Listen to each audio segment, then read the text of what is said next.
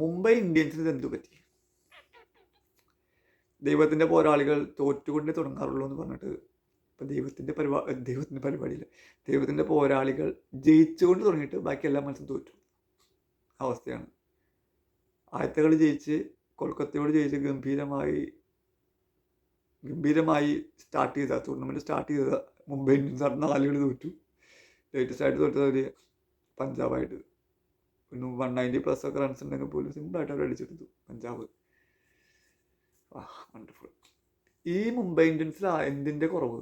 പൈസയ്ക്ക് പൈസ, കളിക്കാർ. ഇപ്പം 2020 വേൾഡ് കപ്പ് എടുത്ത ടീമിൽ എത്ര പേർ കളിക്കാരായിട്ടുണ്ട്?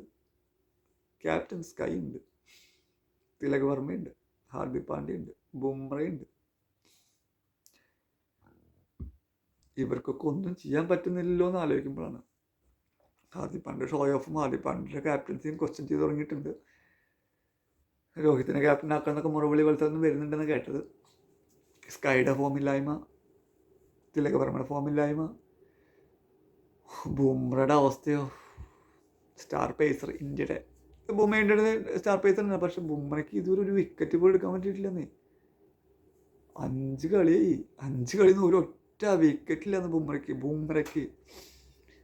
പക്ഷെ ബുംറേനെ ഉപയോഗിക്കുന്ന രീതിയൊക്കെ ബുംറയ്ക്ക് തന്നെ ഏതാണ്ടൊരു പോലെയൊക്കെ തോന്നിയിട്ടുണ്ട്. ക്യാപ്റ്റൻസിൻ്റെ മിസ്റ്റേക്ക് തന്നെ ആവണം മിക്കവാറും. പക്ഷേ പ്രതിഭാധനരാൽ നിറഞ്ഞിരിക്കുന്ന മുംബൈ ഇന്ത്യൻസിൻ്റെ അവസ്ഥ ഇതാ. പഞ്ചാബ് തന്നെ ഒരു കളി തോക്കാതെ മുന്നേറിക്കൊണ്ടിരിക്കുക. ഒന്നും പറയാനില്ല. ദൈവത്തിൻ്റെ പോരാളികൾ ജയിച്ചു തുടങ്ങി തോറ്റുകൊണ്ടേയിരിക്കുന്നു. തൊപ്പിയിട്ടെന്ന അവസ്ഥ പോലെ. എന്തായാലും ഒരു കംബാക്ക് നടത്തട്ടെ ഈ സീസണിൽ. ഇനി ക്യാപ്റ്റനെ പിടിച്ച് മാറ്റുമോ എന്ന് എനിക്കറിയില്ല. ഈ ക്യാപ്റ്റനെ പിടിച്ച് മാറ്റിയ ക്യാപ്റ്റൻ വേറെ ഉള്ള ഫ്രാഞ്ചൈസി പോകും ഉറപ്പാണ്. അങ്ങനെയൊക്കെ ക്യാപ്റ്റൻസി വേണം, ഷോ ഓഫാണ്. പിന്നെ ആരെ പിടിച്ച് ക്യാപ്റ്റനാക്കും? സ്കൈന് ക്യാപ്റ്റനാക്കാൻ പറ്റുമോ? സ്കൈന് 35 വയസ്സായി. ഇപ്പോഴത്തെ ക്യാപ്റ്റൻസി ഓക്കെയാണ്, പക്ഷെ റൺസ് എടുക്കുന്നില്ലല്ലോ. സ്കൈനെ പിടിച്ചിട്ട് അങ്ങനെ ക്യാപ്റ്റനാക്കും?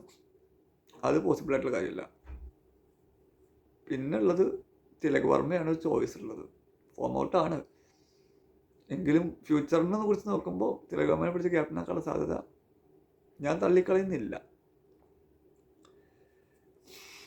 രോഹിത് ശർമ്മ അപ്പുറത്തിരിക്കുന്നുണ്ട്. കാണുമ്പോൾ രോഹിത് ശർമ്മ എന്തിട്ടാന്ന് വിചാരിക്കുന്നുണ്ടാവും. 5 വട്ടം കപ്പെടുത്ത ക്യാപ്റ്റൻ അവിടെ ഇരിക്കുന്നു. ഒരു കപ്പ് എടുത്ത് കൊടുക്കാത്ത ഹാർദിക് പാണ്ഡ്യ ഇവിടെ നിന്നിട്ട് ചാടിക്കളിക്കുന്നു. ഇത് പറഞ്ഞാൽ രോഹിത് ശർമ്മക്ക് ദേഷ്യമൊക്കെ വരുന്നുണ്ടാവും. പിന്നെ എന്താ ചെയ്യാൻ പറ്റിയ, പെട്ടുപോയില്ലേ. രോഹിത് ശർമ്മ വളർത്തിയ മണ്ണിലാണ് ഇമ്മാതിരി കളി നടക്കുക പറയുമ്പോഴേ അതെങ്ങനെ സഹിക്കാൻ പറ്റില്ല. എന്തെങ്കിലുമൊക്കെ മറുമരുന്ന് മുംബൈ ഇന്ത്യൻസ് മാനേജ്മെൻറ്റ് ചെയ്തേ പറ്റൂ. അറ്റ്ലീസ്റ്റ് ക്യാപ്റ്റനെ മാറ്റുക എന്നുള്ള ലെവലിൽ. ഇപ്പോൾ ഏതാ 5 കളി കഴിഞ്ഞു, 5 കളിയേ കഴിഞ്ഞിട്ടുള്ളൂ.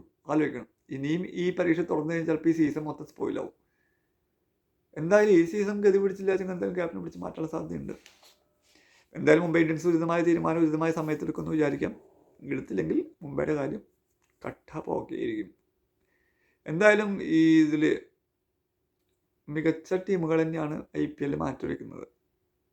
പേപ്പറിൽ മികച്ച ടീം ഉള്ള മുംബൈ ഇന്ത്യൻസ് കളത്തിൽ കാണിച്ചില്ലെങ്കിൽ അത് ആരാധകർക്ക് ഉണ്ടാകുന്ന ഫ്രസ്ട്രേഷൻ വളരെ വലുതായിരിക്കും. അതൊന്നാലോചിക്കണം.